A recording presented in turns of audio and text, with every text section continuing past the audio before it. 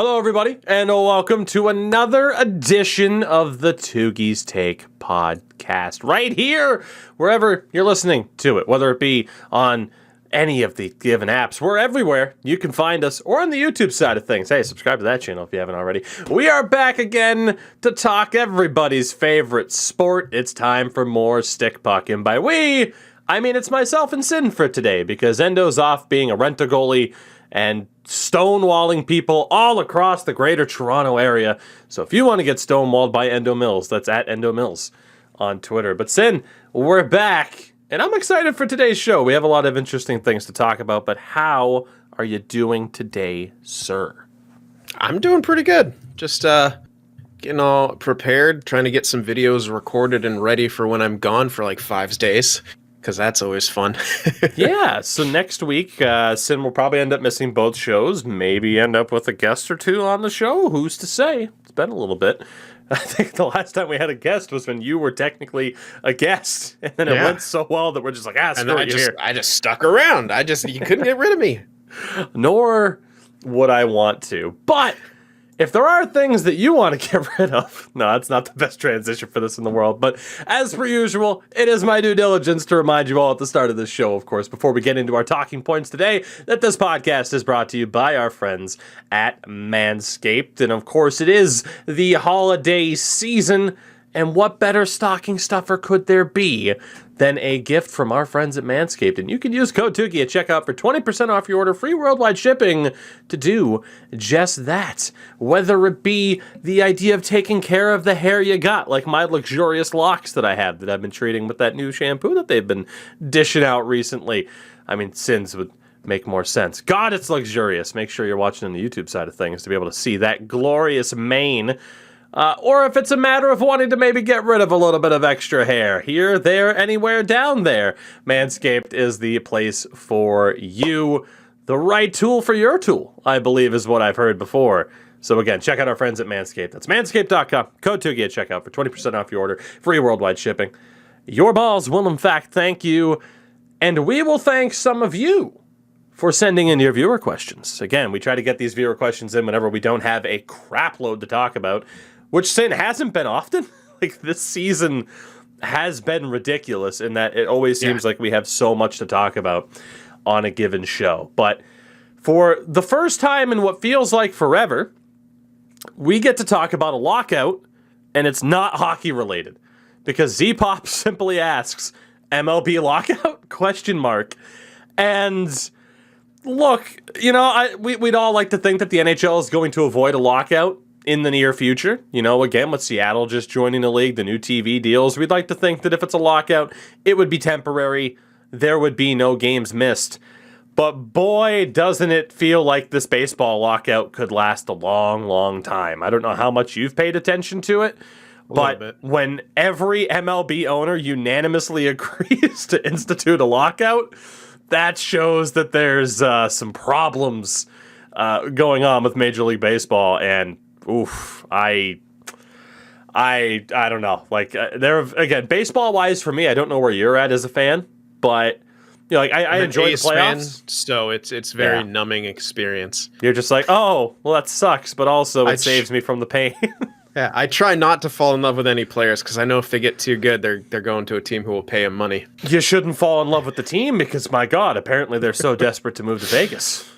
So, oh God, yeah. Oh, if they do that, I'm done. I'll either not watch baseball or find another team. There you go. I ain't doing that. But Vegas is dead to me.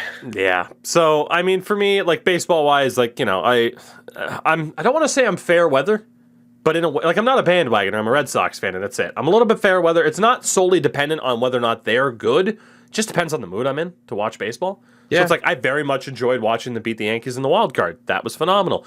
And then they made it, you know, and lost to the Astros. I mean, I have to talk about that. But yeah, just in general, man, the feeling about the baseball lockout is, one, I'm so glad it's not NHL related. Two, man, I don't know if there'll be baseball this year. I feel like this could be that lockout for them where it's just tooth and nail and ugly like it was for 2005 in the NHL.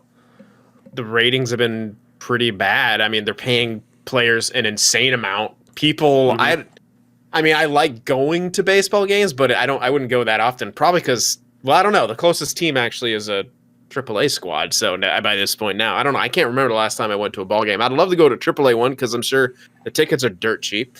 So, but I mean, yeah, I mean, they got to the point where the MLB website just removed all the player pictures instead of like, I heard that instead of like negotiating a new CBA or something like that, whatever's going on, the MLB website, I'm pretty sure removed every single player picture. Yeah, that's something that's going on apparently. So if you're at that point of negotiations, so yeah, I'd say it's pretty fucked. Like apparently the biggest sticking point is it's like mostly centered around free agency is my understanding.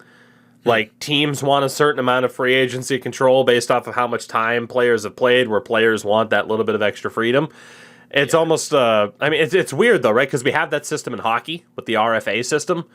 Yeah. And I don't recall, was the RFA system didn't exist before that 05 lockout, did it?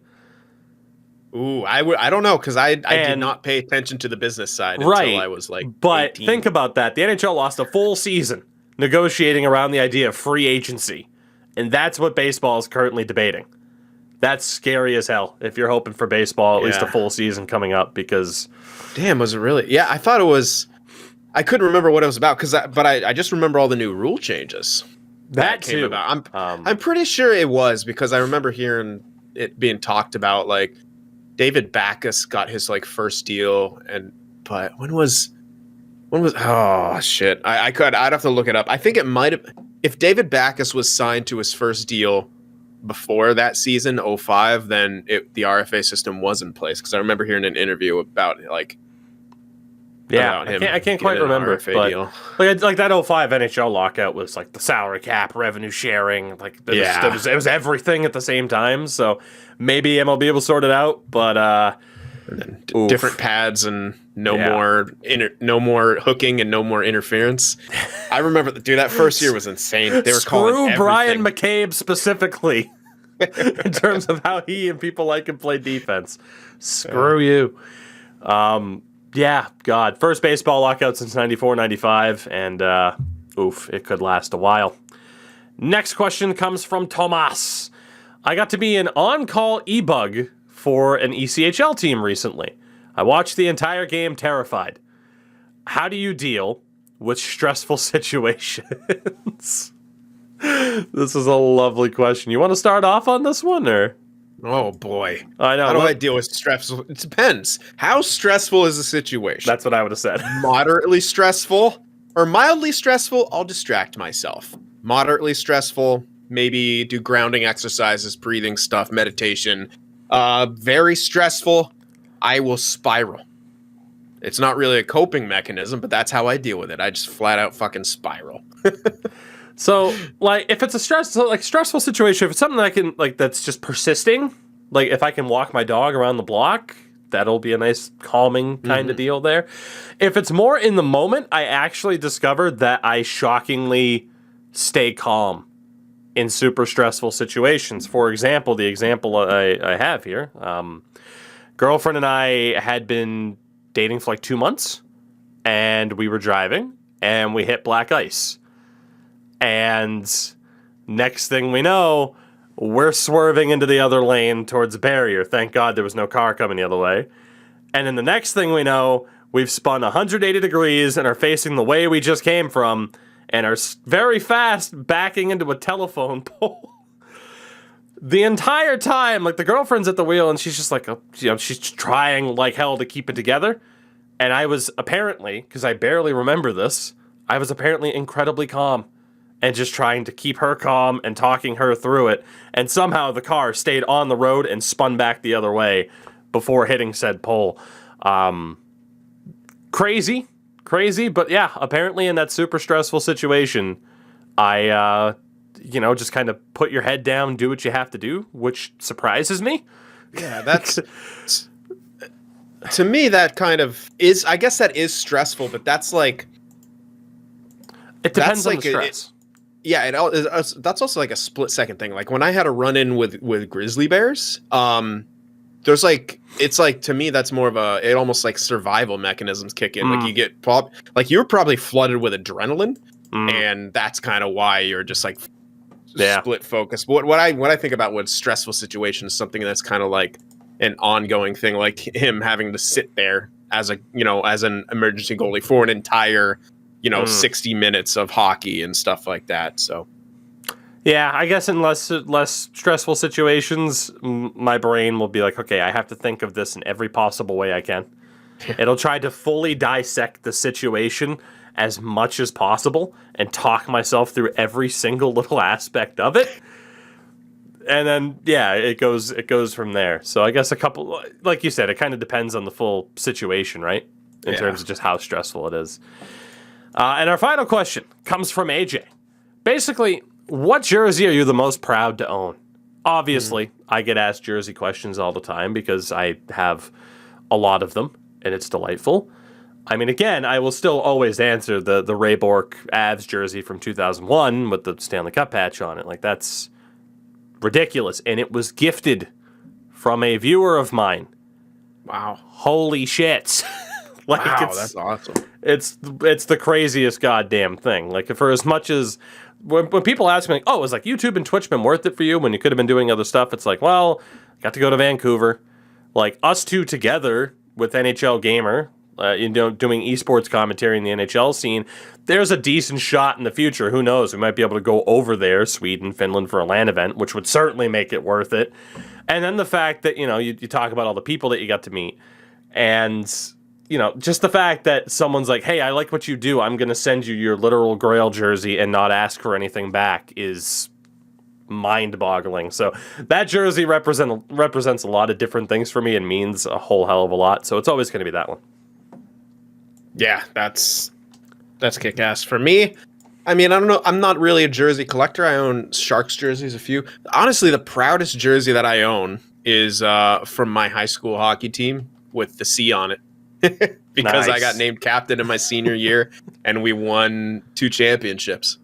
The winter championship and I think the spring one, too.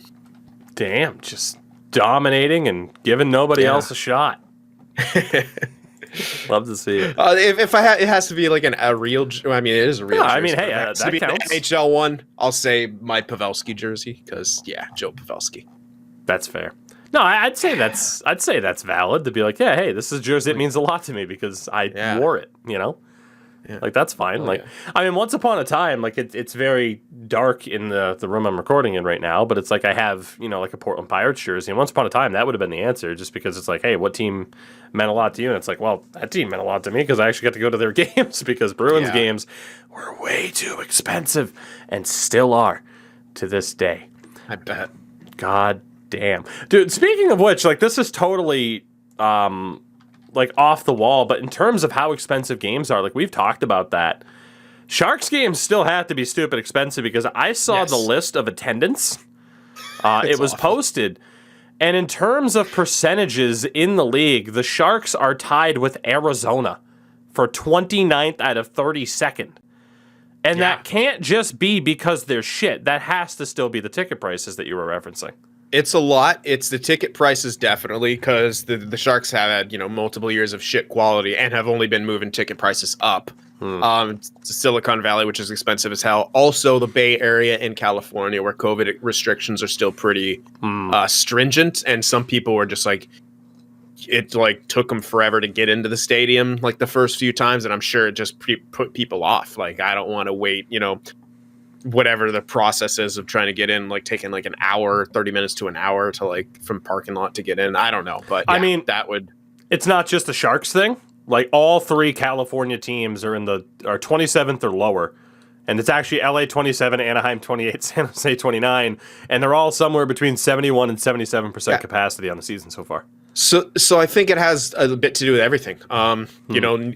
Those teams not competed. Anaheim's always been lower on the totem pole than both LA and the Sharks, especially when during the heyday of LA and San Jose, they were. Yeah.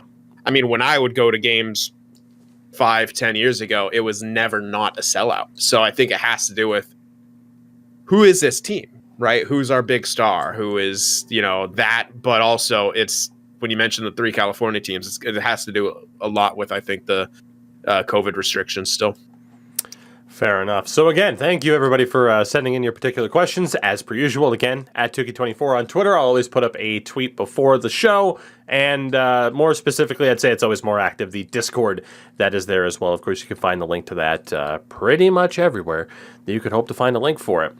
Now, before we get into our day-by-day topics, we have a couple of general topics that don't really fit in any other aspects. So we wanted to get to those. And while we wanted Endo to be here, we did promise to do our updated award predictions, given that we are at the start of a month. Welcome to December, everybody. What happened to July? In terms of these awards, I feel like a lot of them are straightforward, but let's kind of go through these. And you start off with the Hart Trophy. Who won it last year as MVP? Connor McDavid. Who's going to win it this year as MVP? Connor McDavid. Connor McDavid. I mean, he's just unreal. Art Ross, though. Yeah, so see, I feel like McDavid's going to win it no matter what. The only other guys I can really imagine are Draisaitl or Ovechkin. Yeah, I mean, well, because Draisaitl's got more points than him right now, doesn't he? He has one more point, yes. Oh, just one? Jesus, what the hell's McDavid been doing? He's been catching up. Mm-hmm. Last time we chatted, Draisaitl was at least a few ahead. Yeah, so it's both 21 games played, Draisaitl 41, McDavid 40. And then the next... Sorry, dude, those numbers. They're both like 2 points per game, and that's just casual. Just under, yeah. This hasn't happened in so long, and I'm so stoked for it. And then in third, which is just absurd, is Alex Ovechkin at 37 points in 23 games. It's going to be McDavid insane. or Draisaitl. Hey, you want to take a guess at who's fourth in the league in points right now? Fourth in the league in You wouldn't want him on points? your team in the playoffs because he wouldn't be on the ice. Kadri? Yep. Holy shit! Nazem Kadri, fourth in the league in points right now, between Ovi at 37 and Evgeny Kuznetsov at 27. He has 29 points. Oh, okay, that's a huge gap. Okay, I was like, he's got 20. How many games played does Kadri have? Only 19. So wow, he's at a 1.53 point per game pace. I mean, hell, if he can avoid doing anything horrific, I mean, he's a great player, man. Like, I understand why Toronto got rid of him, but I also feel like it has to be one of the most frustrating. I wish Endo was here for this. It has to be one of the most frustrating things in the world for Leafs fans to know that you had to get rid of him, but nobody wanted to get rid of him. But he forced their hand by the suspension issues, particularly against the Bruins. Yeah. So it's a shame. It was just. Yeah, it's just during a time. I think every year there's going to be one guy that Toronto has to just get rid of until they make it by the first round. Someone's going to be the scapegoat time and time again. I mean, that's how it works, though, right? Well, yeah, like, Gardner, you think about Kadri. teams that win, and a lot of them, you look at the year or two before they won and the people that they added to the roster, but the people they also got rid of. Yeah. Like, you look at the 2011 Bruins, and you wouldn't think getting rid of Blake Wheeler for Rich Peverley would help make a major difference, but it absolutely did. You had Blake Wheeler? Yeah, the Bruins ended up with Blake Wheeler. So, fun fact, Blake Wheeler was drafted by the Coyotes, if I'm not mistaken, and refused to sign, and then signed with the Bruins. And then, he was traded by the Bruins to the, at the time, Atlanta Thrashers. For Rich Peverley, straight up? Rich Peverley. Straight up? No, so the deal was, if I'm not mistaken off the top of my head, it was Blake Wheeler and Mark Stewart for Rich Peverley and Boris Volobik. I think that was the deal. Which on paper, the Thrashers win that deal every day of the week, and then they move to Winnipeg. So, you never know. You never know how it's going to work out. But hey, you want a cup? I would take trading away an incredible someone who turned into a very good player to win a goddamn cup. Yeah. The Norris Trophy right now, I feel like, is the most unpredictable one. Yes. Almost impossible. Yeah. Because we know that points matter a lot for the Norris. It's not, again, I love the idea of the best defensive defenseman and then the best offensive defenseman. I love the idea of that split because more often than not, true defensemen get shafted. But if you want to look right now at the leading scorers in terms of points by defenseman, John Carlson and Adam Fox both have 22 points. Makar, Yossi, Ekblad, and Quinn Hughes all have 20. D'Angelo and Hedman both have 19. And then Seth Jones at 17. You have 6 defensemen that have at least 20 points so far. Yeah. I mean, Cale Makar leads the way by point per game pace, but I'd go with Makar right now if I had to, but bottom line is, by the end of this year, there are going to be a lot of people who are pissed because their team's best defenseman didn't finish as a Norris finalist, and they'll be right.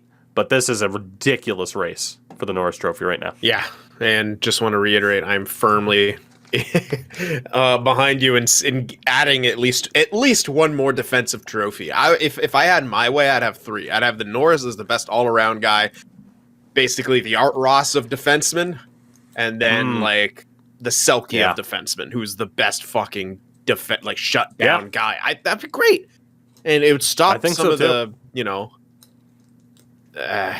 because I know if it happens, if Makar and Fox are close again, or people are gonna, is Makar as good as Fox defensively? I don't know. Yeah, I mean, it's tough to judge. Like for example, last year, right? Like Tyson Barrie led all defensemen in points. He wasn't even a Norris finalist. 49. Yeah. Yeah, like Tyson Barrie deserved some sort of shout as one of the better defenders, even if it was just because he was racking up assists on the Oilers. Like, still, you got to be good enough to rack up those assists. You can't just put an AHLer there, or I'm trying to think of like a fringe NHLer that I want to throw under the bus. You're not going to put Brad Hunt in Tyson Barrie's shoes and have Brad Hunt lead the NHL in points by defensemen last year. That's just not how that works. Yeah. So, yeah, that defensive race is insane. And then we get to the Vezina, which is, well, right now for me, the Vezina is probably a 2-horse race. Maybe there's a bit more to it. But if I had to choose today, it's very tough to not choose Jack Campbell, who is 13-4-1 with a .943 save percentage and a .172 goals against average. Jack Campbell has been stunning. On the flip side, there is somebody like Jacob Markstrom. Jacob Markstrom, 9-4-4, but a .938. Also has a sub 1.8 goals against average. He has 5 shutouts on the year in 17 games. That's insane. Yeah. Rangers fans are going to be crying out for Shesterkin to be there because he's been insane. He has a .935. And then from there, James Reimer for San Jose has a .934 in 14 games. Goaltending! We have it. Probably not sustainable, but it might be. He's clearly won the starting job over the last few games. He finally started like 4 in a row, and he did have one game in there that was so-so, but I mean, yeah, he's maintained it. I thought for sure when he started out with like a .965, I was like, all right, cool. Hot start, well, they'll get back down to league average. Whatever, that's all we want is league average, but he's been great. And Lowell Tristan Jarry, who's next in line with a sub... He's 10th. He's sub 2 goals against average and .933. It's crazy, man. And then like you have Bobrovsky at a .930, Freddie Anderson at a .928, even like Sorokin's a .928, Holtby a .927, Vasilevsky a .926, Quick has a .924. Like, it's ridiculous. But I mean, right now, if you had to choose, I feel like your top 3 would probably be Campbell, Markstrom, and Shesterkin. And if I had to choose today, Jack Campbell would get my vote for the Vezina. But that race is also far, far from over. Yeah, I mean, Campbell's been insane lately, but also Toronto has been insane lately too. Oftentimes goaltenders are partially products of their teams. Not to say that's not to take anything away from Jack Campbell. It's a Leafs defense after all, but they have figured something out. And it's also going to help him boost up those stats. But at the same time, like, yeah, it's kind of scary. I saw the stat in the last stretch. They are the second best team in goals against average. Which when is the last time a Leafs team has been able to say that? the 50s, probably. God damn. You mentioned before the Art Ross, obviously the idea of like, oh, who's going to lead the way in terms of points in the league? It's Draisaitl or McDavid. Yeah. It's a complete toss-up. In terms of the Rocket Richard, I mean, it feels like right now the top three in terms of goals: Leon Draisaitl, Alex Ovechkin, and Chris Kreider. I also want to shout out with 15 goals, Mangiapane, McDavid, and Troy Terry. I mean, I feel like it's Draisaitl or Ovies. Yeah, I'm not to disrespect Chris Kreider. He'll hit 30 goals in his sleep this year, maybe even 40. But if anybody other than Draisaitl or Ovi wins it, it'd be shocking. Yeah, in my opinion, it's going to be Draisaitl. I just feel like at some point Ovi's going to slow down. I think a lot of people were saying, oh, his career is slowing down. I don't think his career is slowing down, but dad time catches up to everyone, and I think towards the end of the season, that pace is. I feel like it's just going to slow down a little bit. He's gotten off to a ridiculously hot start. The Capitals are really, really, seemingly doing pretty damn good. I could be wrong though, because he's still Ovi at the end of the day. He's still Ovi, but there's no way Kreider's is sustainable. I still can't believe he's doing what he's doing. I feel like there's no fucking way that it's sustainable. We'll see, but I've been saying that about the Rangers all year. Like, oh, that goals for ratio is not sustainable, and it wasn't because they improved that.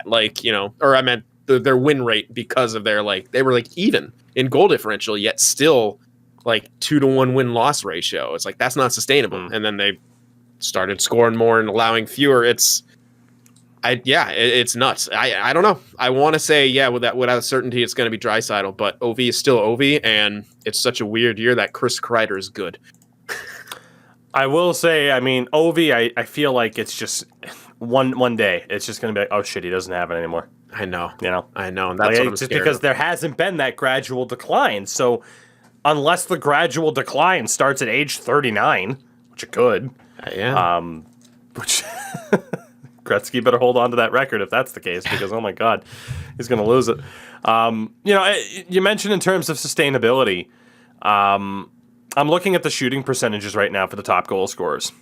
Draisaitl is shooting 27.8%. Oh shit, which is disgusting. Yeah. That's not even the highest in the top 10 of goal scorers. Troy Terry shooting 28.3. Talk about unsustainable.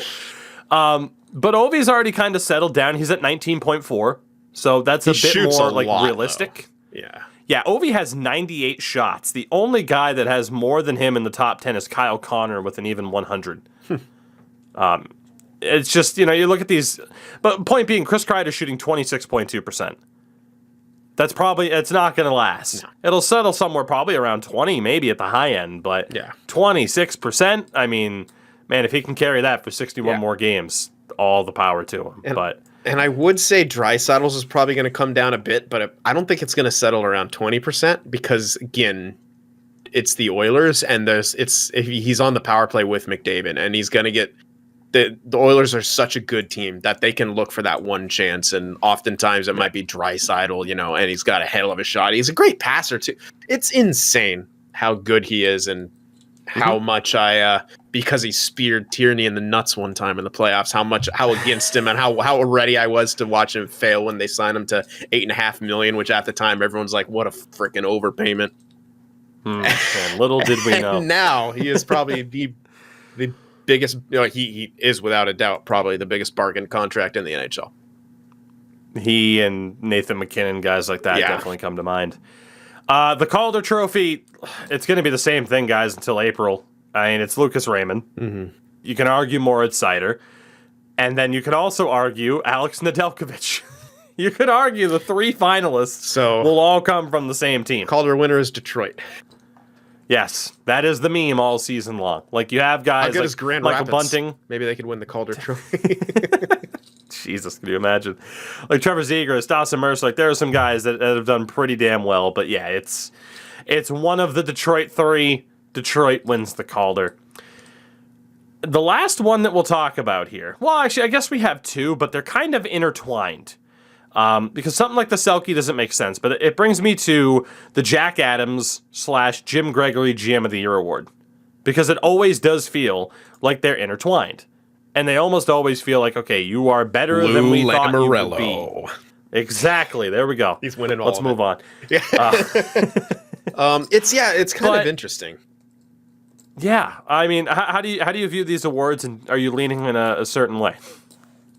GM of the year is so tough. I feel like they never give it to the right guy. I mean, like how do they look at it? If it's GM of the year, then it should be you made these moves in this block of time. But it always seems to be look at this team he built. Well, it takes years to build a team, so I feel like the GM of the year award is very much a, I don't know, kind of like a Doughty Norris Trophy. Hey, you did good a couple of years ago when it was really competitive. We'll give it to you this year. So yeah, but the Jack Adams, man, it could go a number of different ways. You got to think. Oh shit. So looking at the standings right now, right? Yeah. Because more often than not, you want to judge it by the standings. And I agree with you about the GM of the year, and that's why you always hear people be like, "Oh, the GM of the year award's the Stanley Cup" and stuff like that. Right now, Edmonton's the top of the league in terms of points percentage. Tough to disagree that they don't deserve a shout for Coach of the Year. The detractors, of course, will be like Butt McDavid, Draisaitl. Florida's an interesting case because they've already changed head coaches this year. And boy, do I not have a damn clue who the current head coach of the Florida Panthers is. It's Andrew Brunette. Cool. As in hockey player? Ex-hockey player? As in the former hockey player, Andrew Brunette, who has been interim head coach for the past month since Joel Quenneville was let go. Cool. I bet him and Jumbo I had no idea. Talking about the good old days. Yeah. Carolina's obviously going to be up there with Rod Brindamore. They're still third in the league. But you expect them to be good. You expect Florida to be good. You expect Edmonton to be good. I always like a reclamation project. Like, yeah, that's, in my opinion, it should be a team that wasn't expected to do good and then did good. Like, I think the Red Wings coach deserves a shout, maybe. But also he's been shit. I don't know. It's tough. So, where do you stand on the debate of this award between the idea of the best coach is the best coach, the end, versus the award being treated as, oh, you're better than we thought we'd be? Because, again, he's not the best example anymore, but Joel Quenneville never won a Jack Adams as head coach of the Chicago Blackhawks. They won 3 Stanley Cups in that time. That's fucking absurd. He never got a Jack Adams in that time. How about when the Capitals were winning presidents? Did their coach, was it Trotz at that time, and was he getting the Jack Adams? Because I don't think he won one until I don't think they did either. No, like, so the Jack Adams Award, it's history here, and unfortunately, I got Google messing with me here. But in terms of the list of Jack Adams Award winners, Bruce Cassidy won it with the Bruins in 2020. Barry Trotz 2019. Gerard Gallant, John Tortorella. Like, all good teams, but maybe you still had a bit of those moments of like, okay, maybe you were better than we thought you'd be, but none of them won the President's Trophy, if I'm not mistaken. So, yeah, it does seem like they use the award for the, oh, you're better than we thought, but in reality, like, I wouldn't mind seeing it be used for like, hey, you were just the best, but maybe the President's Trophy is supposed to represent that. Like, They really do need to retool. How do they gauge like how much an impact has on the coaching system? Maybe EA has it right. You never fucking know if it's your team or a coach or what, or chemistry or X factors. God damn it, EA is so realistic. It sucks, right? Every time you're just like, God, this game sucks, and you see something happen in real life, you're like, shit. Yeah, they had a point. Head coach of the year, Dave Tippett, because the Oilers are technically the best team right now off the point percentage. That's where I'm going with it. But yeah, I think we discovered through this conversation. Coach. I'm gonna go Ducks coach. There you go. Like, that's why not? Hey, give it to anybody. Give it to the Sens coach for not jumping off a bridge. I mean, but seriously, the Ducks are doing good. Like, they're in a playoff position. They probably shouldn't be. They didn't really change that much about their roster. It's just they have Troy Terry. Maybe the coach is the Troy Terry whisperer. Fair enough. Yeah, he helped unlock their potential. But yeah, I don't know. So in terms of the awards, again, I think for the most part you can tell like some of them are decided, and then others it's just still a complete toss up, and it's at best like maybe these two or maybe this third guy, but for the most part a lot of them it's just way too many names up there. One of the names we didn't mention for the Vezina for goalie of the year was Malcolm Subban, who was has he even played a game? No, I don't think he's played this season. I think he was in the minors. Again, one of the topics that we couldn't fit into a different kind of window here. Malcolm Subban was traded from the Chicago Blackhawks to the Buffalo Sabres for future considerations. Now, I like Malcolm Subban. I remember when the Bruins drafted him, and it was funny because PK was still on the Habs, and you're just like, oh, this is going to be good. But at the same time, it just hasn't really worked for him consistently. And now he's on the Sabres, where you could argue he's still the third goalie behind Tokarski and Craig Anderson. And this is a guy, dude, he was drafted in 2012. He's going to be turning 28 this month. Yeah. Unfortunately, it seems to be like that's just where Malcolm Subban is. Yeah. It's just that third kind of guy on a team. It's unfortunate, but I mean, fuck, you still get to play the game. You still make good money for playing the game. You're not making PK money, but hey, you're doing better than Jordan. So you got that going for you. Yeah. Remember when Jordan Subban was a Canucks prospect, kids? Canucks legend. So I'm looking, I'm looking at that 2012 draft for goalies. Minefield, huh? Oof.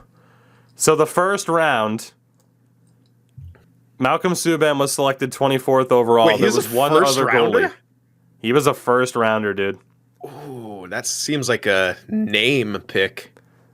Yeah, so in terms of who was selected directly after him, not just including goalies, but there were some misses. Jordan Schmaltz, Brendan Gowns, Henrik Samuelsson. Then you had Brady Shea, Tanner Pearson at the end of the first round. And then you get into, like Jake McCabe, Brock McGinn, Colton Sissons types. Like the next really big, like Damon Severson went at the end of the second round. That's probably the next big name where you could have been like, oh, maybe them. And then, obviously, third round, it's like, hey, here's Adam Pelech and Essa Lindell and Shane Gostisbehere, and there were some good picks there. Colton Parayko was a third-rounder that year. But in terms of just goalies in that 2012 draft, there was one other goalie that went in the first round in that draft, aside from Malcolm Subban. That was Andrei Vasilevsky, who thankfully was chosen 6 picks before. It's not like the Bruins picked Subban, and then Vasi went off the board, because I would die. Yeah. Especially with 2015 and all that. Holy shit, I would die. But it's interesting because that draft, granted, he hasn't played a ton still, but Chris Driedger was a third rounder. Matt Murray was a third rounder. Freddie Anderson was a third rounder. Connor Hellebuck was a fifth rounder that year. Wow. Linus Allmark was a sixth rounder. That just goes to show you how hard it is to judge goaltenders. It's fucking impossible to this day. You said Vasilevsky went what round? 19th overall. Oh, 19th overall. Oh, okay, yeah. He went early. Okay, interesting. So he was one of the ones who was good. Yeah, Yevgeny Nabokov was taken in the 9th round, back when there were 9th rounds, and he didn't... I'll always remember when he talks about it, he's like, yeah, I found out I was drafted from my local paper. He wasn't called or anything. He found out he was drafted from his local Kazakhstan newspaper. But yeah, and then Incredible. he became he was the guy for the Sharks for so long and adored and loved. But yeah, it's nuts how to... Yeah. So, Malcolm Subban, his last good year was 17-18 for the Knights. He had a 9-10 in 22 games. Yeah. And then since then, 902, 890, 900 his first year, full year in Chicago. And this year in Rockford in the AHL, he has an 893 in 5 games. In the A, that's not good. Yeah. So, hey, maybe this was the move he needs to turn it around. I wish him nothing but the best. Yeah. But at the end of the day, Chicago doesn't seem to mind giving him up for future considerations. There was something else I wanted to mention here, and I wanted your take on this, and I wanted to get this out there because I don't know how many people watched the TNT broadcast of the Penguins-Oilers last night.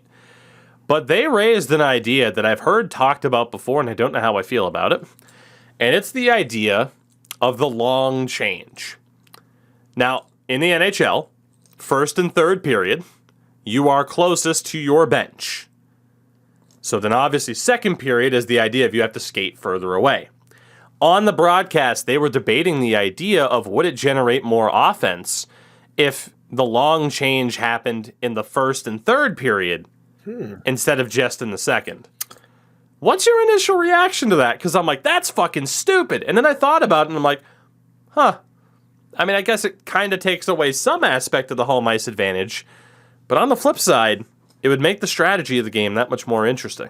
Yeah, like I get it would generate more offense, but I feel like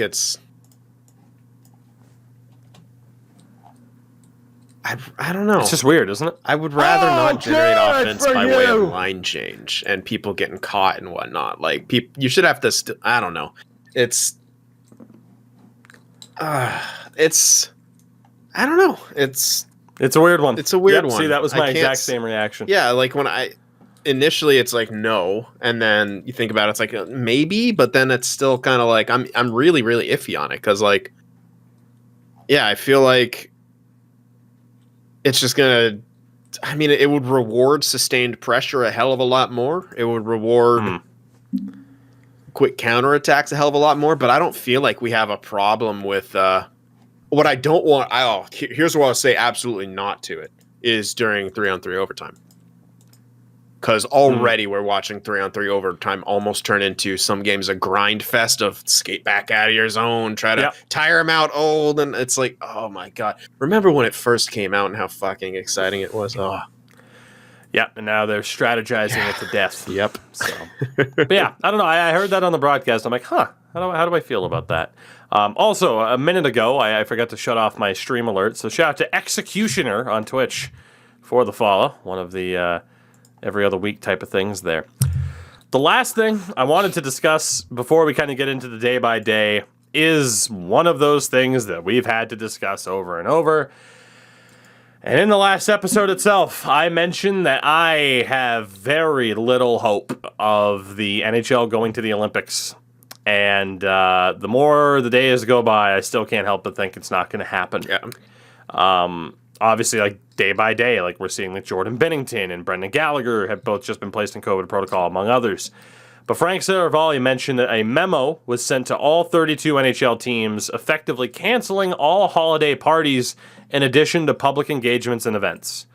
They are already saying, just be by yourselves, like minimize contact with other people. Like basically, this reads to me the NHL is already kind of sweating. Yeah. And they realize that we are getting rather close to the edge of we can afford to go versus we can't.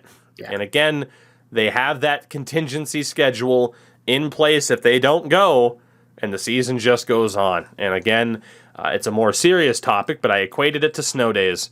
And eventually, you just have to start adding time on into the summer. And the NHL's equivalent of that is you don't go to the Olympics and you play more games in February. And I still can't help but think it's going to happen, unfortunately. Yeah, it might go down with everything kind of.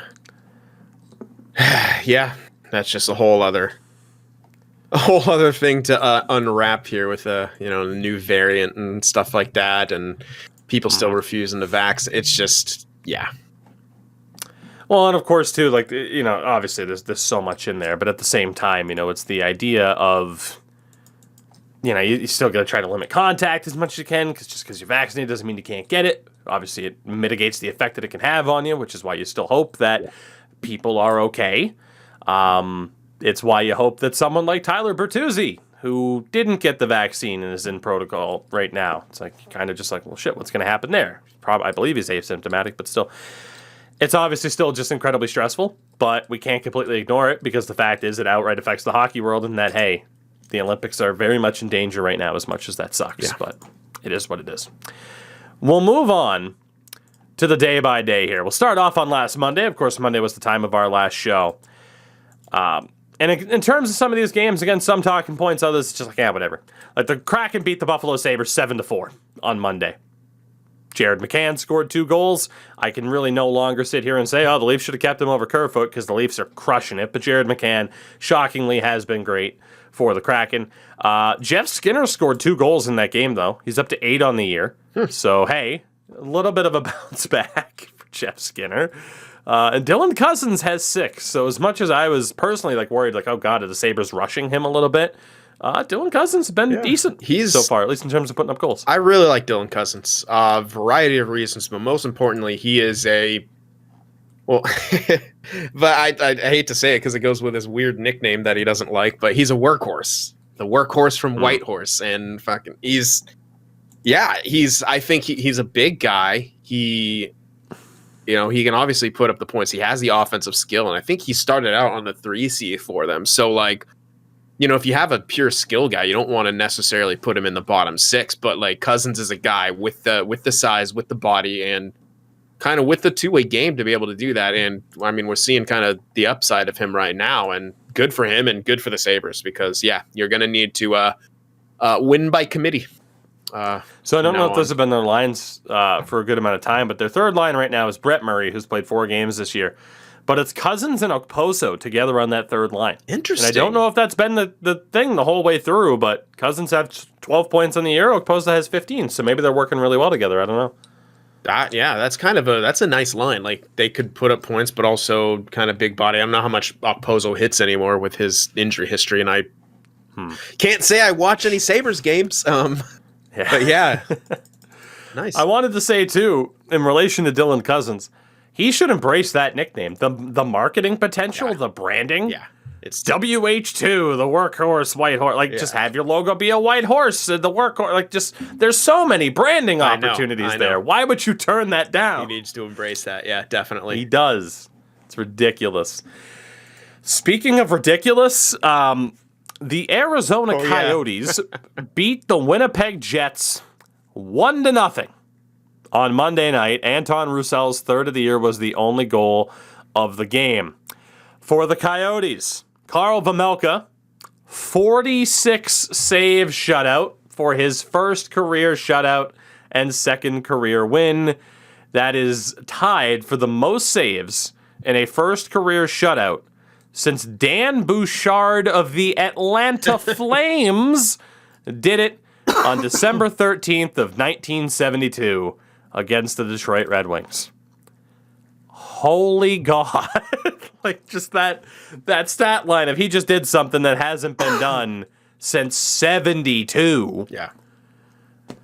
And then the flip side of it is what the hell is going on with the Winnipeg Jets? 10-8-4. Getting shut out. I believe this is their second loss of the year to the Coyotes. I wonder when maybe just potentially a panic button gets hit a little bit for the Winnipeg Jets, because those are losses that you could end up regretting by the end of the season.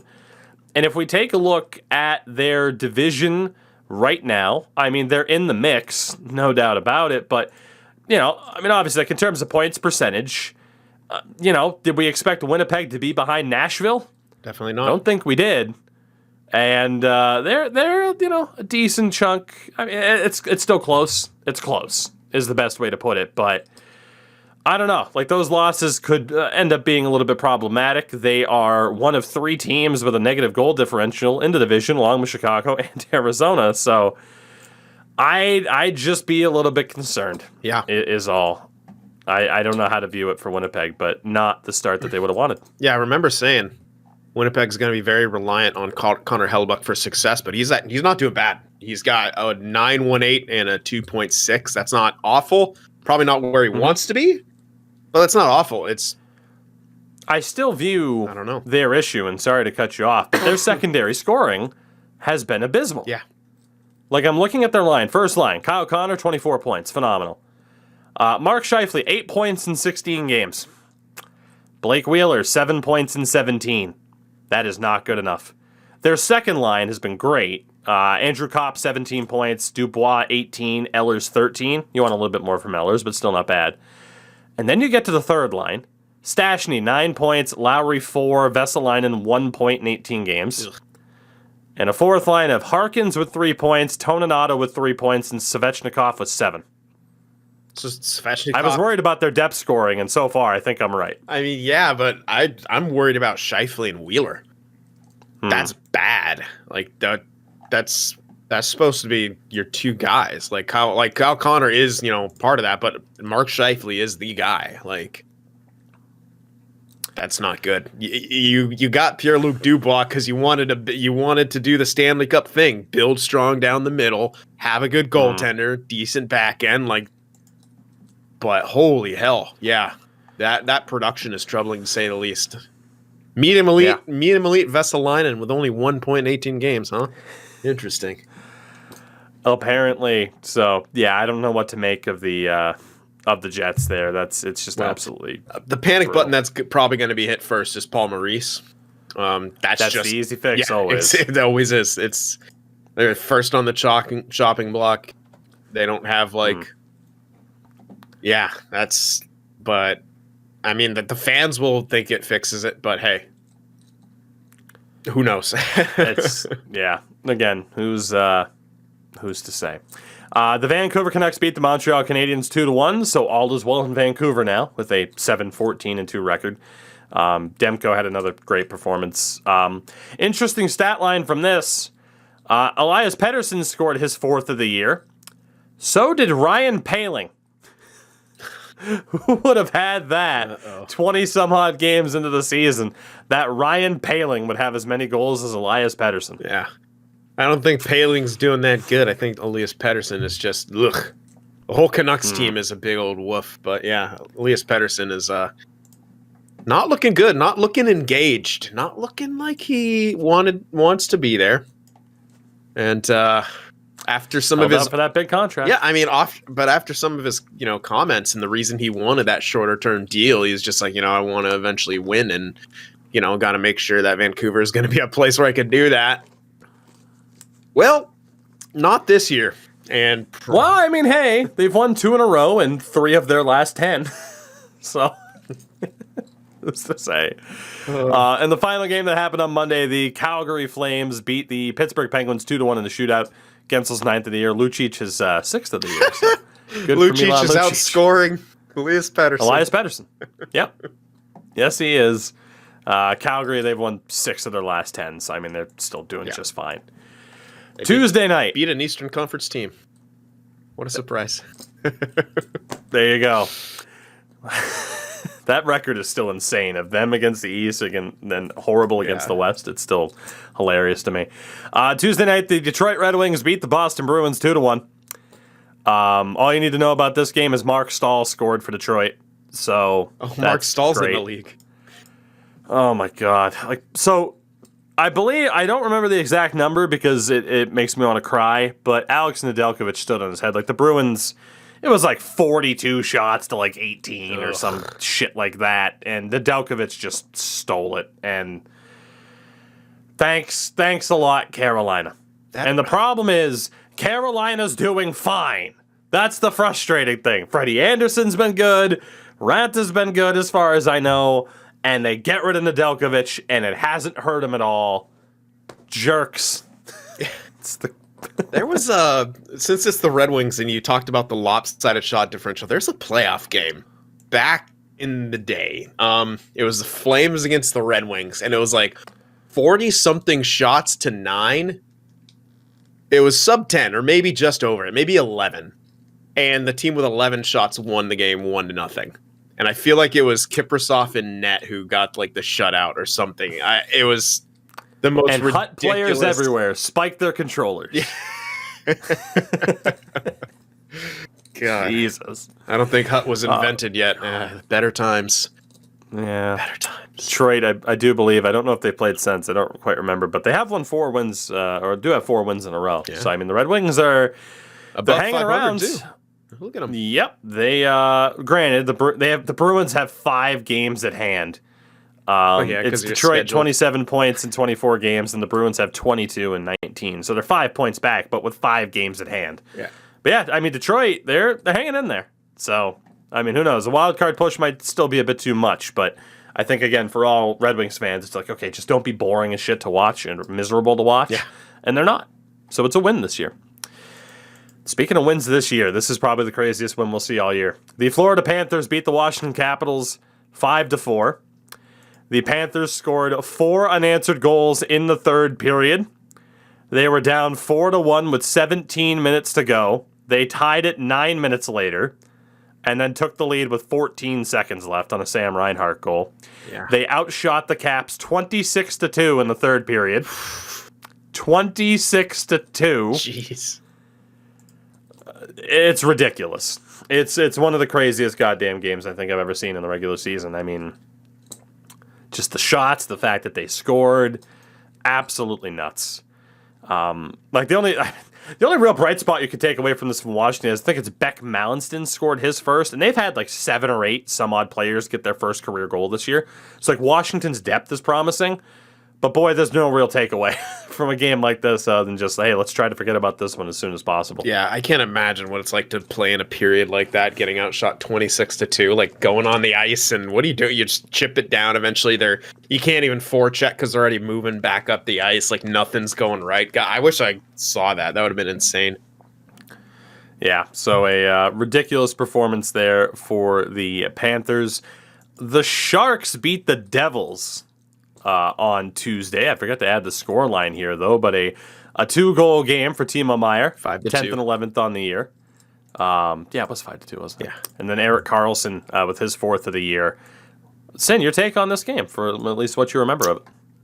It had the potential to be a big old statement game, and maybe just one of those games where you look back on it, it's like, yeah, you fucking complete game from start to finish. But of course, in the third period, defensive clamshell Sharks come out and allow Detroit to score 2 goals and spoil a Reimer shutout.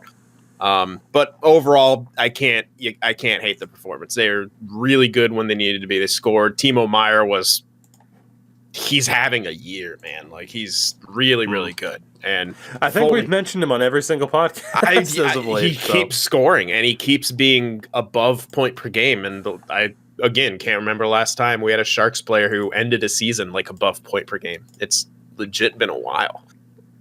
God, I mean, unless like, Hurdle would you was be above, thinking back to like Joe Thornton. Like, well, no, I mean, I'm thinking points per game. God, yeah, goal per game. Would it have been Jonathan? No. Yes, yeah, no points per game. Like, I can't even remember the last time we had someone above a point per game. Like, that's pretty nuts. And it very well may have been like when Thornton and Marlowe were at their peak. Yeah, and like maybe in one of the COVID years, like Hurdle scored a lot. I don't think so, though. I just maybe Kane for New Jersey.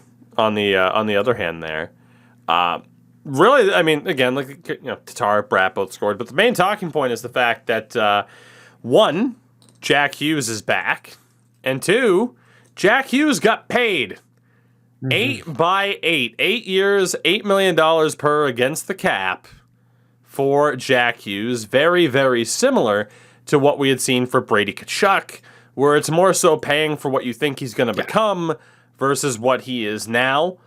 And yeah, I like it. I'm okay with it. I love the deal. I think it's great for both of them. He's going to make some money before he deserves it. But the team is going to have a very good contract down the line, and it's perfect for the Devils and where they are in the situation that they are in. I really do think Jack Hughes is going to be a hell of a player. You're already seeing it. We're seeing the flashes. They're happening more and more frequently. He's going to put it together in the next probably 2 years, and he's going to become a bona fide elite center, I think, in the NHL. There you go. I mean, I can't necessarily disagree with it. I mean, I think again, you have to take the risk on him. Yeah. If all works out for the Devils, it's Jack Hughes and Nico Hischier as a 1-2 punch. Ooh. You talked about what the Jets are trying to do with the 1-2 punch of Scheifele and Dubois. It's what every team essentially needs to be successful. And I mean, Devils could certainly do worse than having those two lead the way. The Blues beat the Lightning 4-3 in a shootout on Tuesday. If I'm not mistaken, the Blues came back from 3-0 down in this game. I think I recall the headline of like Eric Chernak tried to dump the puck in off the glass and it banked into the net past Binnington. Yeah, couldn't happen to a better guy. One of the strangest goals of the year. Yeah. So take that. I mean, hey, the Blues continue to be interesting is the best way I can think to phrase it. Yeah, I remember I was pissed. I was pissed because I looked at my freaking fantasy and Binnington allowed 3 goals on 10 shots. I'm like, you son of a bitch. But then I looked at the goal that went in and I was like, all right, hockey gods, thank you. He needed to be humbled a bit. Not so much his fault on that one. Yeah, after that happened, he was seen swinging his stick at the stanchion's head. So,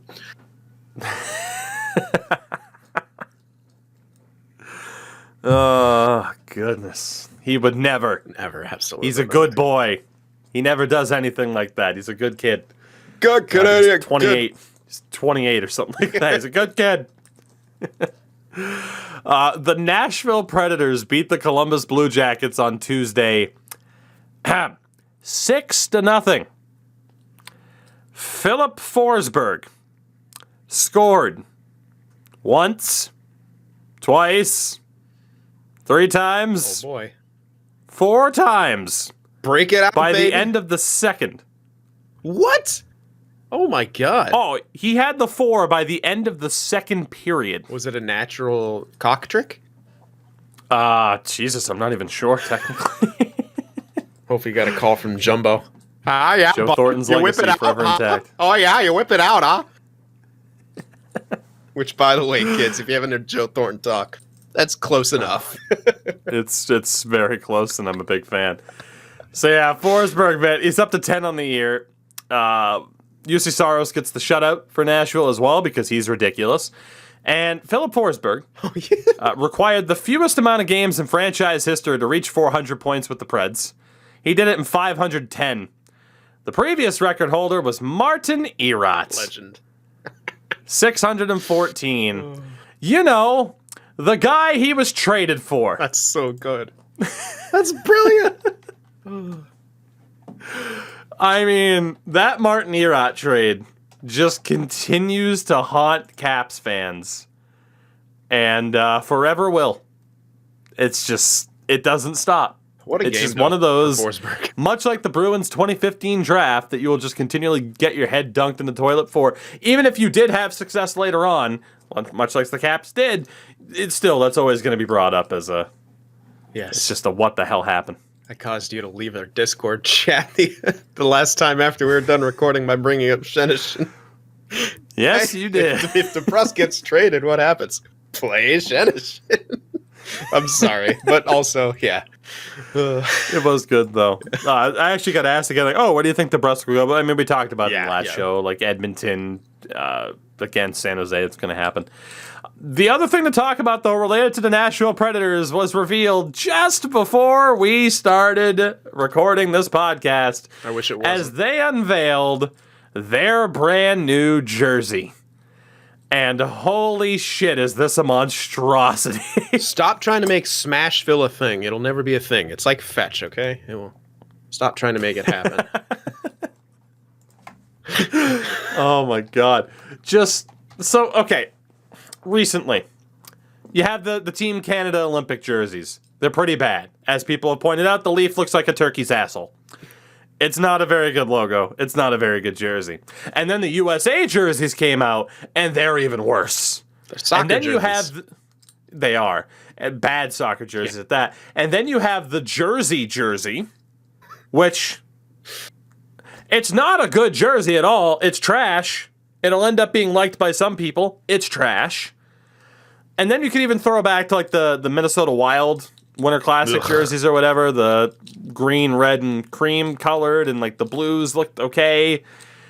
There have been a lot of misses, and then the Tampa Bay Lightning at the same time unveiled their new jersey, which I feel like is the best of the bunch. I still don't love it. Like, there's something about it where I need to see it on ice, I think.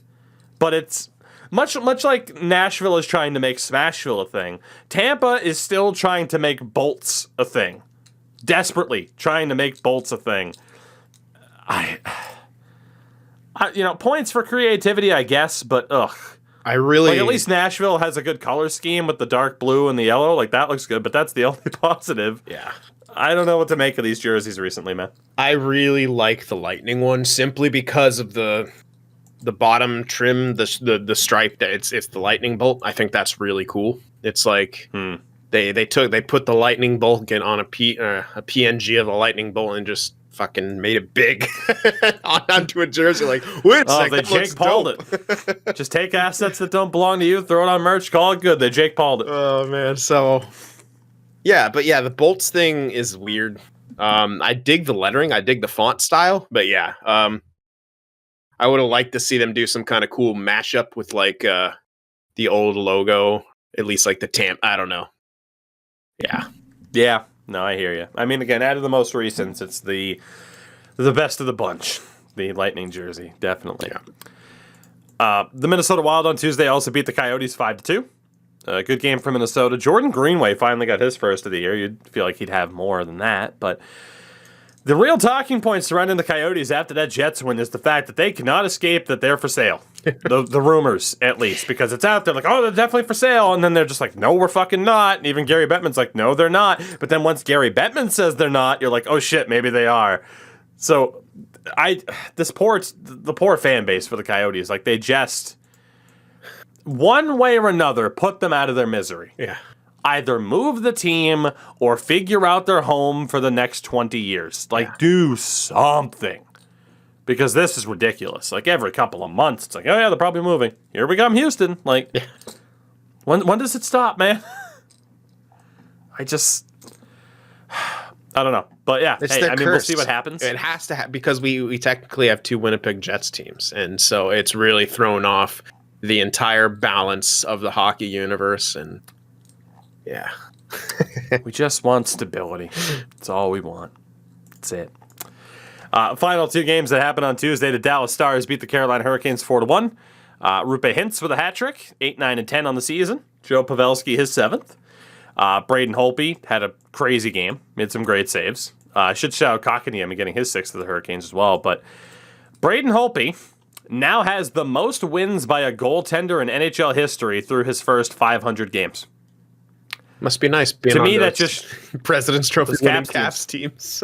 Yep, that's what it is, and just spanking the Bruins for 4 straight years. Yeah, I will never be able to overlook that. Like I mean, yes, in Vancouver it didn't go too well, but yeah, at the end of the day, it just he was really, really, really, really good. Yeah, might not be the same anymore. I think you still see glimpses, but he was unbelievable when he first joined the league. Yeah. And Rupe Hintz, by the way, that was his first career hat trick as well. So, again, he started off the season slow, but he's really heated up too. Yeah, good for him. For the Hurricanes, the real notable thing, aside from, of course, the unfortunate aspect of people being in COVID protocol, Rod Brindamore was fined $25,000 dating to a game back on November 28th against Washington, where he... I think the technical term is ripped a referee a new one. Yeah. Where, my God, you don't see coaches get this mad on occasion, but it was like he was back in his playing days. Brindamore saw the red mist. Yeah, I feel like he does more than most people, or at least I hear about it. I do follow a few Canes media people. But, yeah, I feel like he's always...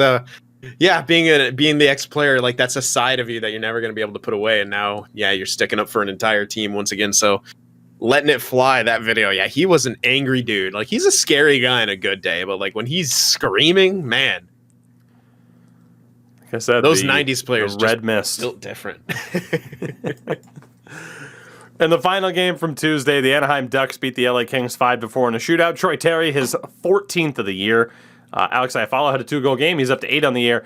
And, of course, this was the first game of Brendan Lemieux's suspension. The number was officially handed down, 5 games for biting, which can be the nice name of his novel that he eventually puts out, his autobiography. As he and his dad became the first father and son to ever be suspended both for biting in NHL history. Oh, both Brendan and Claude were both suspended for fighting. Or for biting, I should say, and fighting, for that matter. 5 games for fighting! God. Your take on 5 games for biting. Not enough? Because if Marchand's getting 3 off of a slew foot, I'm wanting at least 8 for biting somebody. Especially in the global landscape of things, probably not enough. I thought, we were under the impression that an in-person hearing was like... 6 minimum. So yeah, who knows? That's what I had heard. But again, and it probably should be more. There's a lot of suspensions that should be more. And again, it's the no consistency, no precedent. It's just whatever the fuck we feel like in this situation. It's horror. Like that's gross. Number one, and also what the fuck? Like that's I don't know. It's hard to. I feel, weird being like, with the whole fighting thing. It's like, oh, you gotta be not gentlemanly, but like there's a line. But it's like, okay, we've set this arbitrary line of, it's okay to punch each other in the face, but don't bite people. It's like, so it's the code. The code. But it's biting. Like, dude, are you fucking kidding me? Yeah. Like that's, first of all, gross. Second of all, dangerous as hell. And really dangerous. Like, human mouths are filthy, and he broke skin, and it's during a pandemic. And it was when the refs were trying to get him off each other. So that's like, there's so many things, and it's like, yeah, that's got to be more than 5. But yeah, once again, NHL, DLPS, George Parros, you screwed yourself by only giving Pullman 2 games. That's going to be what people compare. Yeah, that's going to be the benchmark this entire year. Hey, he swung a stick at someone's head. Connected, 2 games. So how bad of back in the day, Rafi Torres got suspended for like 41 games. Yes, for a headshot. Yeah. Now I feel like to get 41 games, it's going to need to be a gunshot. Yes. And even then, they were like, well, you see, the rights of the gun owner. The Second Amendment. The shooting did take place in Dallas, so, just if it was in Edmonton, okay, maybe we could do 41. Jesus. As absurd as that sounds, does it sound completely unrealistic with the DOPS? No. And we're not trying to make light of shootings, especially after what just happened. That is fair. Yes. We are laughing at the absurdity of it, just to clear any air, and we don't want to be taken the wrong way here. But yeah, it's. And I mentioned Dallas in the shooting, and I'm sorry to JFK's friends and family. It's still too soon. Jesus. Now they don't know if our disclaimer was real or not. Jesus, man. I'd like to think anybody listening to this show knows my stance on the Second Amendment that we don't have to get into today. It's perfectly well and good. But yes, obviously, we are not going that direction of making light of real-world events. Yeah. That said, we'll move on to Wednesday because there is... there's no great segue out of that to where we make a joke and it's like, are they being serious about other stuff? There's no great segue out of that. Other than to say Chris Kreider keeps scoring because on Wednesday the Rangers beat the Flyers. Kreider's 16th of the year. The Rangers are 14-4-3. Holy hell. And the Flyers are 8-9-4. Very much in that Winnipeg territory of what the hell is going on and when is the panic button going to be hit. Yeah, I don't get it. You picked up Ristolainen and used like draft picks on him, man. Why didn't that fix your problems? It is kind of bizarre though. They started out so good. Carter Hart was doing good. He's still doing pretty good. Like, it's not like Carter Hart's doing bad, but it's. I have the numbers here. Carter Hart has a 919 in 14 games, and Martin Jones has a 921 in 7 games. 2.7 goals against average for Hart, 2.87 for Martin Jones. Clearly not the goaltenders. It's not the goalies. It is everything that's happening in front of them. Yeah. And I don't know what the answer is. Like, they are without Ryan Ellis on injury. He's without a doubt their biggest injury. But how's that's Atkinson doing?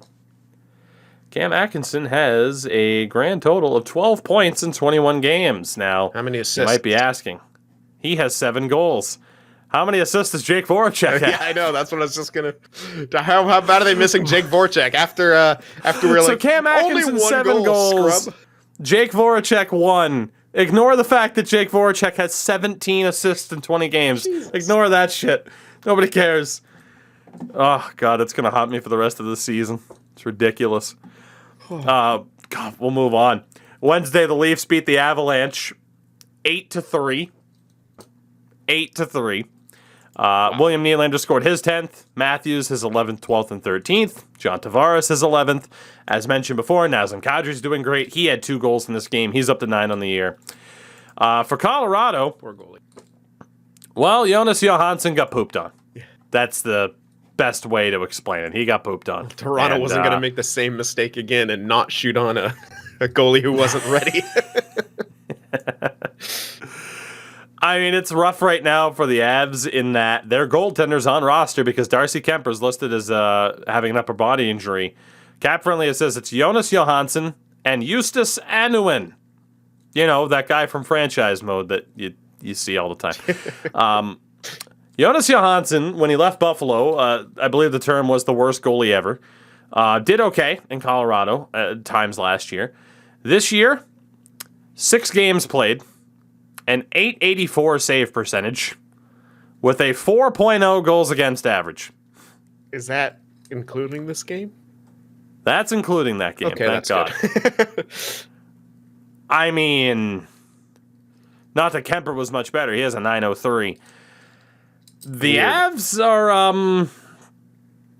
again, they're 11-7-1, which is fine. But I'm a little bit worried about their depth. I'm worried about their you look at the depth in goal. Not that Grubauer is doing much better in Seattle, but that's concerning. McKinnon's missed time with injuries, even though he's back now. He was helps back that for that Nazem game. Kadri Yikes. is crushing it. But, yeah, Colorado, I can't help but think that's one of the teams I don't look at to be like, oh, they're going to hit the panic button. But it is a team that I look at to be like, they're going to do something. That team's not set in stone. No. They're going to do something. It's a little bit concerning. Like, why? They were definitely one of the better defensive teams last season. I mean, just one of the best teams overall. Like, they couldn't put it together against Vegas, but I was hyping up the roster the last week, and I can't figure it out why they just got blown the hell out. I mean, obviously injuries play a part, not having your starting goaltender, but again, he's not doing incredibly well. Is Ryan Graves that good?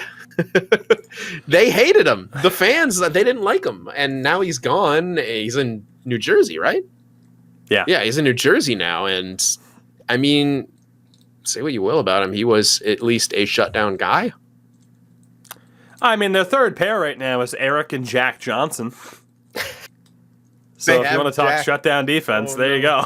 I mean, yeah, but most shutdown defense is not just a DFD. It's just they can actually shut things down.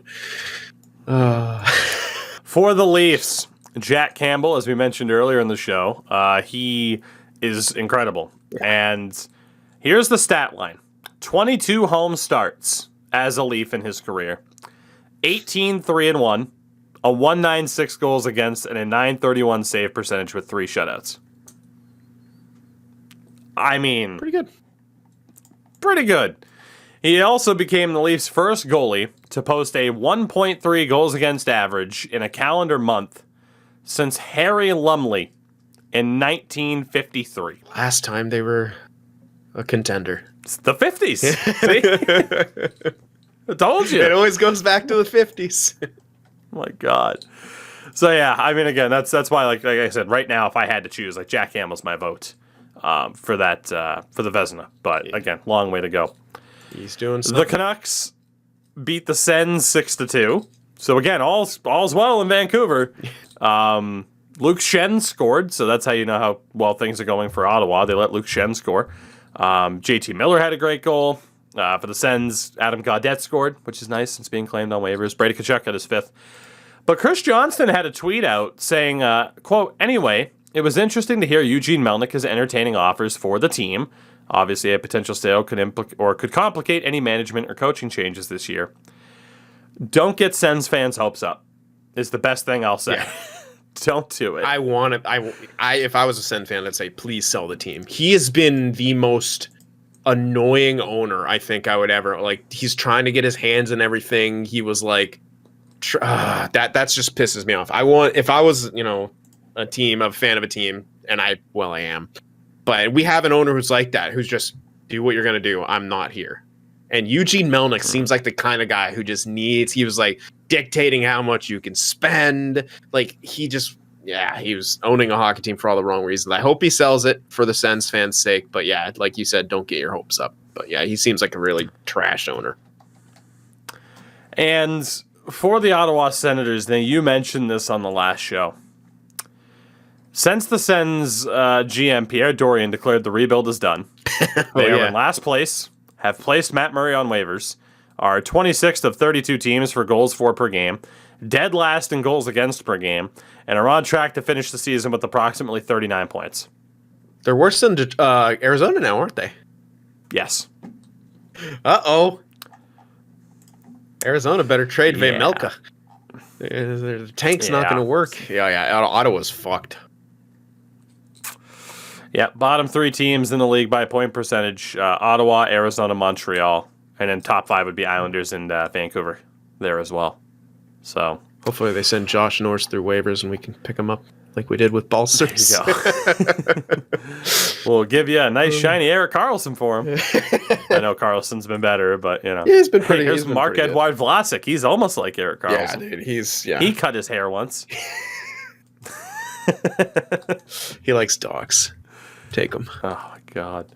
And then the final few games here on Wednesday, the Red Wings beat the Kraken 4-3 in a shootout. Lucas Raymond, 10 goals on the year. Ryan Donato scored 2 goals for the Kraken, his 4th and 5th, which is the most typical thing ever for Donato. Mm-hmm. And now he won't score for 10 games. Yeah. Nothing. God damn it. I love him, but damn. And, again, Lucas Raymond named Rookie of the Month for the month of November. He and Moritz Seider are the first teammates to win consecutive Rookie of the Month awards since Austin Matthews and Mitch Marner in December 2016 and January of 2017. So, $11 million deals coming soon from a Steve Yzerman near you. Yeah. Good luck getting it out of Yzerman. He'll tell him a story of when he was making $3 million. 5 years from now is going to be delicious. Raymond, Seider, both getting paid like $6 million. Always compared to the Matthews Marner 11s. It's going to be beautiful. The Ducks beat the Knights 6-5 because goaltending is a myth. Troy Terry scored again, as mentioned. The one bright spot, because again, Vegas is 12-10-0, which isn't awful, but isn't great. Jack Eichel is skating already. What? He was on their practice ice, non-contact, but Jack Eichel is already back on the ice skating around after his neck surgery. Yeah, I think that's kind of insane. It's been less than a month. Yeah, how is that? I don't know, man. I don't know. And it's... Dude, Buffalo looks like shit after that. Literally, when Jack Eichel and his agent said, we will be ready to go, and would have been good to go by the start of the season if you just let us get the surgery when we wanted it, they were right. Wow. Because he's already back on the ice. That's surprising as hell. That's such a quick recovery, and yeah, and I'm not going to say the Knights are going to rush him back, but that's good for that's good for Vegas because 12-10 is not where they want to be. Yeah. So again, we'll see what happens there with Vegas, but that's definitely a little bit brutal. And the final game to talk about, the Oilers beat the Pens 5-2. Zach Hyman, a 2-goal game, nearly got the hat trick on an empty netter. But he's up to 11 goals in the year now. McDavid with 15. I believe he had a 4-point night because, of course, Jake Gensel for the Pens had his 10th. And the stat line is a fourth of the way through the season. McDavid has 40 points in 21 games. That is a 156-point pace. And at the start of the year, we had the debate. What could McDavid hit? And the dream of 150 is still alive. Yeah, I think I think he continues to do it, and I hope like hell he does. We need this. Hockey definitely needs this, and good for Edmonton after all the shit they've been through. But yeah, I mean, Draisaitl too is on pace for 160. Yeah. Oh boy. Yeah. On the plus side, for Pittsburgh as well, we talked about jerseys. The one thing that we did not mention would be that they brought back essentially the diagonal black Pittsburgh jersey. Classic. As seen in a Snoop Dogg music video near you. And as seen on my Ron Francis starting lineup figure I had when I was a kid. There you go. That I played with so much that the Pittsburgh wore off. It was just a black jersey. Awesome, to be honest, though. Just awesome. And again, there's some people who were like, with the other jerseys. But hey, Pittsburgh, they kept it simple and brought it back. So, big fan. And with that, I think we have, we pretty much covered everything for today. I'm intrigued to hear who we pissed off this time. Do we piss people off? Oh, no. I don't know. Okay. Probably, maybe. Who knows? I was like, you getting hate somewhere? Do I got to hop in your Discord and crack some skulls? Oh, God. Well, there was something from Endo the other day about pissing people off. And I'm just like, it's an everyday occasion. We're on the internets. If you communicate with other people on the internet, you're going to piss somebody off. But hopefully we didn't piss you guys off. Hopefully you were still listening. And hopefully you made it to the end of the show. And if you did, we thank you very, very much. We will be back. Well, Sin won't be. Sin's, again, going to take next week out, which is all well and good. You do what you got to do. But we will be back on Monday with more shows. And, I'm looking forward to it. Sin, as per usual, tell the beautiful people where they can find you as you continue to grind out work to make sure you get content up while you're out. Yeah, absolutely. You can find me on YouTube at Sin for the Win Productions, Sin FTW Productions, and on Twitter at Sin FTW Prod, Prod, where I post funny stuff and some rants and memes occasionally. Oh, the sweet, glorious memes. Of course, you can find me everywhere at Tougie24 as per usual. We will see you all next week. Have a wonderful weekend, and goodbye.